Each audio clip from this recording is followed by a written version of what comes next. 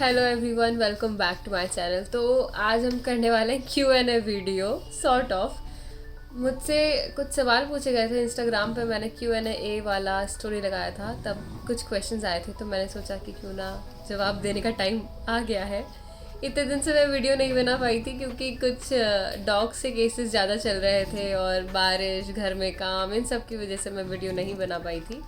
तो अब चलो शुरू करते हैं।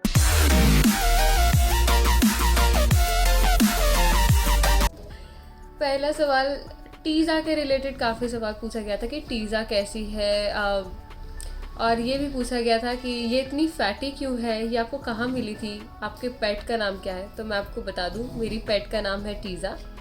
इसके रिगार्डिंग मैंने ऑलरेडी यूट्यूब पे वीडियो डाल रखी है और मैंने इंस्टाग्राम पे IGTV भी डाल रखा है, तो आप उसे देख सकते हैं। तो वीडियो के थ्रू आपको पता चल जाएगा कि टीज़ा इतनी फैटी क्यों है। उसके बाद मुझसे पूछा गया कि आप डॉग्स का खाना कैसे बनाते हो, क्या क्या डॉग्स को खिलाया जा सकता है। तो मैं बताती हूँ आपको कि क्या क्या खिला सकते हैं। पहली बात, आप उन्हें बिना घी की रोटी खिला सकते हैं, पानी में सोख किए गए पोहे खिला सकते हैं, आप उन्हें दही, छाछ, दूध पिला सकते हैं, पर उसमें आप पानी मिला लें। उसके साथ साथ आप उन्हें उबले हुए चावल भी दे सकते हैं, उसमें आप दही या छाछ ऐड करके खिला सकते हैं। आप उन्हें गेहूं का दलिया भी खिला सकते हैं। तो ये कुछ होममेड चीज़ें थी जो आप उन्हें खिला सकते हैं। और बाहर से आप उन्हें चाहे तो बिस्किट में मैरी गोल्ड खिला सकते हैं। जब आपके पास कुछ भी ऑप्शन ना हो तो आप फिर मैरी गोल्ड खिला सकते हैं उन्हें, पर ध्यान रखें कि आप कोई पार्ले जी बिस्किट या कोई भी क्रीम वाला जो ज़्यादा मीठे बिस्किट्स होते हैं वो उन्हें ना दें, उनको मीठा सूट नहीं करता। और कभी भी जब भी आप घर का खाना खिला रहे हैं तो मैंने देखा है कि लोग पूड़ी, पुलाव, ये सब खिला देते हैं। स्पाइसी खाना, ऑयली खाना, बटर वाला खाना, ये सब उनको नहीं खिलाना है। उनको मीठा भी नहीं देना। उनको उस चीज़ से उनको बहुत तकलीफ होती है अंदर, वो उनके लिए टॉक्सिक है। ठीक है, आप उन्हें वो सब ना दे, जितना हो सके इन चीज़ों को अवॉइड करो, इन सब चीज़ों को, और उन्हें बेसिक खाना दो। ठीक है। और आप चाहें, अगर आप कुक नहीं कर सकते हैं या आपको आपके डॉग्स खाना ये नहीं खा रहे हैं, तो आप चाहें तो 10 या 20 रुपीज़ के सैशेज आते हैं डॉग फूड के, आप वो ले सकते हैं। उनको आप पानी में सोक करके, उनका जब वो पूरे सोक हो करके घुल जाए तो उसके बाद आप उन्हें घर के खाने में मिक्स करके उन्हें दे सकते हैं। सो नेक्स्ट क्वेश्चन इज़, कितने ईयर्स की और मैं कहाँ से हूँ। मैं 22 ईयर्स की हूँ और मैं कोटा राजस्थान से हूँ। प्रोफेशन क्या है मेरा and how I manage my time.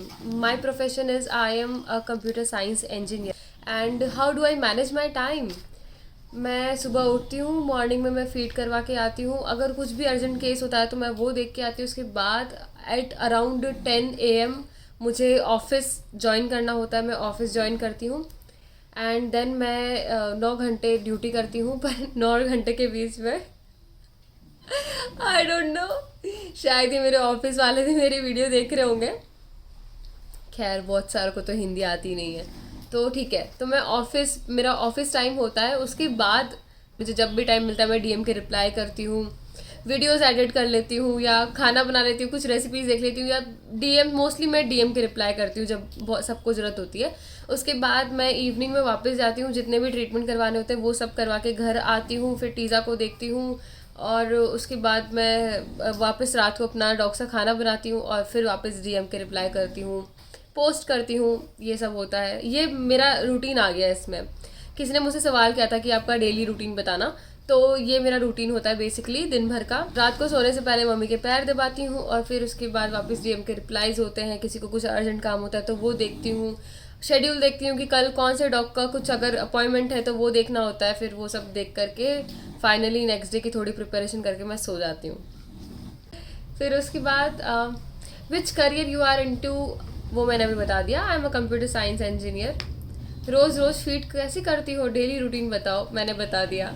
ये बच्चे इतना फैटी क्यों है। फूड फॉर पपीज़, आप उन्हें उबली हुई सूजी खिला सकते हैं। यू कैन बॉयल सूजी, semolina it is in English, I don't remember. Okay, so you can boil suji and then you can mix curd or buttermilk or even milk in it with some water and you can feed pups.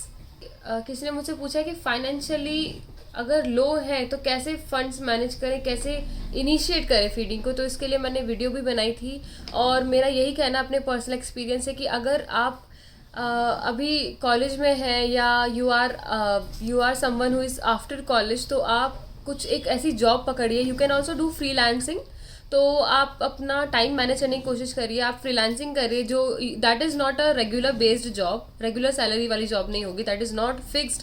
पर आप freelancing कर सकते हैं, अपने according जितने घंटे आप दिन भर में देना चाहते हैं वो दे सकते हैं, ताकि फ्रीलांसिंग करके आप अपने डॉग्स के लिए कुछ कर सकते हैं। या फिर आप क्या कर सकते हैं, अगर आप you are someone who is in school right now, then what you can do is you can try to approach any other NGO, local NGO in your city or gurudwara or any government scheme which provides food to strays or to needy ones. Go there and ask them you want to start feeding, and they will give you some chapatis or even rice. So you can आप हमेशा किसी ना किसी NGO से, government schemes जो होती हैं इंसानों के लिए भी होती हैं कि जहाँ पे खाना मिलता है, तो आप उनसे कांटेक्ट कर सकते हैं। इवन गुरुद्वारा है, वहाँ से आप जाकर के चपाती ले सकते हैं। तो आप ये तरीका भी अपना सकते हैं, वहाँ से आपको खाना मिल जाएगा। आप उन्हें कहिए कि आपको डॉग्स को फीड करना है, आपको काउस को फीड करना है, आपको या फिर जिस भी एनिमल को फीड करना है उसके लिए आपको खाना चाहिए, तो आप वहाँ से खाना ले जा सकते हैं। डॉग्स को बिस्किट देना चाहिए या नहीं? नहीं, डॉग्स को बिस्किट नहीं देना चाहिए। अब डॉग्स को बिस्किट अवॉइड करो, जो ह्यूमंस के बिस्किट आते हैं वो आप अवॉइड करो। और अगर फिर भी कहीं पे भी एट एक्सट्रीम लेवल आपको कुछ खाने को नहीं मिल रहा है, कि आपको कुछ मिल नहीं रहा है जो आप दे सके उसको, तो आप फिर आप मैरीगोल्ड बिस्किट दे सकते हैं। और अगर मैरीगोल्ड ना भी मिले, या फिर once in a blue moon आप उसे पार्ले जी दे सकते हैं। Basic medicines basic medicines, I have already uploaded a video on YouTube. I guess that was my very first video on YouTube. और मैं बेसिक मेडिसिन की वीडियो डाल रखी है यूट्यूब पे, पहली वीडियो थी शायद वो मेरी, आप देख सकते हैं उसको। खाना मैंने बता दिया है आपको। डिजीज़ के बारे में बताओ ताकि लोग अवेयर हो, क्या होती हैं डिजीज़, कैसी होती हैं, उनके सिम्टम्स क्या होते हैं। ये बहुत इंपॉर्टेंट है। मैंने हमेशा अपनी वीडियोस में बताया कि जितने भी डॉग लवर्स है, फीडर्स है, रेस्क्यूअर्स, उनको हमेशा पता होना चाहिए किस किस तरह की वायरल डिजीज़ होती है, ताकि आप सही टाइम पे उनको सही ट्रीटमेंट दिलवा सकें। तो पहली बात मैं आपको बताना चाहूँगी कि बहुत सारी वायरल बीमारियाँ होती है, जैसे कि पार्वो, कैनाइन डिस्टेम्पर, ये सब होता है, बहुत वायरल होता है। इवन रेबीज़ है जो बहुत ज़्यादा फेटल है, इस पर मैंने वीडियो बना रखी है। तो इन सब से बचाने का जो तरीका है ना, वो है वैक्सीनेशन।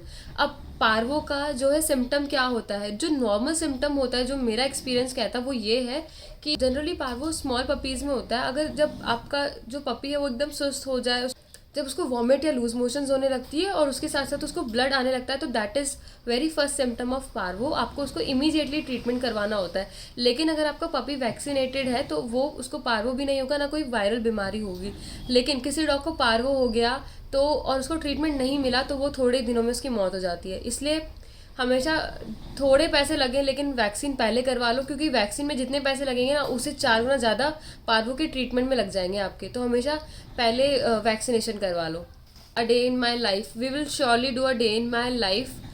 मेरे पास कुछ फैसिलिटी हुई तो मैं करूँगी इसको भी। स्टेरिलाइजेशन अवेयरनेस, मैं सभी फीडर्स और रेस्क्यूअर से एक बात करना चाहती हूँ, या जो भी लोग इस वीडियो को देख रहे हैं, कि अपने आसपास के सारे लोगों से कोलैबोरेट करके 100 रुपये ले करके, 200 रुपये, जितने भी आप लोगों की श्रद्धा होती है उतने ले करके अपने हर गली की फीमेल या मेल डॉग्स को स्प्रे या न्यूटर करवा दो, स्टेरिलाइज करवा दो उनको। क्योंकि अगर उनके बच्चे होते हैं तो उन बच्चों का क्या हाल होता है ये आप अच्छे से जानते हो, क्योंकि उनको वायरल हो जाता है, मर जाते हैं। वो सड़कों पे रहते हैं, उन पे गाड़ियाँ आके चढ़ जाती है, वो मर जाते हैं या अधमरे हो जाते हैं, बारिश में भीगते रहते हैं, बीमारी हो जाती है उनको, या क्रुएलिटी होती है उनके साथ, कोई उनको अडॉप्ट नहीं करता है। तो उन सब चीज़ों से बचने के लिए हमें क्या करना होता है, हमें उनको स्टेरिलाइज करवाना होता है, यानी कि उनको आगे बच्चे पैदा करवाने से रोकना होता है। उसके लिए जैसे इंसानों में होता है वैसे ही जानवरों में भी होता है, डॉग्स में भी होता है। उनको आप स्टेरिलाइज करवा सकते हो आराम से, और उसके बाद उनको कोई तकलीफ नहीं होती। इनफैक्ट स्टेरिलाइजेशन जो होता है ना, उससे उनको जो कुछ टाइप के कैंसर होते हैं उनसे बचाव होता है। वो कैंसर उनको होने के चांसेस बिल्कुल कम हो जाते हैं। फिर स्टेरिलाइजेशन बहुत अच्छी चीज़ है। तो अगर आप सब हो सके तो स्टेरिलाइजेशन करवाइए, क्योंकि अगर हम स्टेरिलाइज नहीं करवाएंगे तो आगे जाकर जो पपीज़ होंगे ना, तो फिर उनकी बीमारियों और उनके जो भी एक्सीडेंट्स होंगे या जिस भी तरीके की वो प्रॉब्लम फेस करेंगे, उनका जो टोटल कलेक्टिव खर्चा होगा ना वो बहुत ज़्यादा होगा। जबकि स्टेरिलाइजेशन अगर पहले करवा देते तो खर्चा इतना भी नहीं होता और ना ही हम लोग इतना सफ़र करेंगे। जब एक फीमेल डॉग जब बच्चे पैदा करने वाली होती है तो कितना स्ट्रेस रहता है ना हमारे पे भी, कि अरे इसके बच्चे होने वाले हैं, पता नहीं कब देगी, कैसे देगी, कहाँ पे देगी। तो वो सब केयर, वो सब बहुत ज़्यादा नीड होती है। जैसे एक ह्यूमन के बेबी के पूरी नीड्स होती है, उसके कितने सॉफ्ट होते हैं, कितने ज़्यादा छोटे होते हैं, वैसे ही वो बच्चे होते हैं, बड़े नाजुक होते हैं।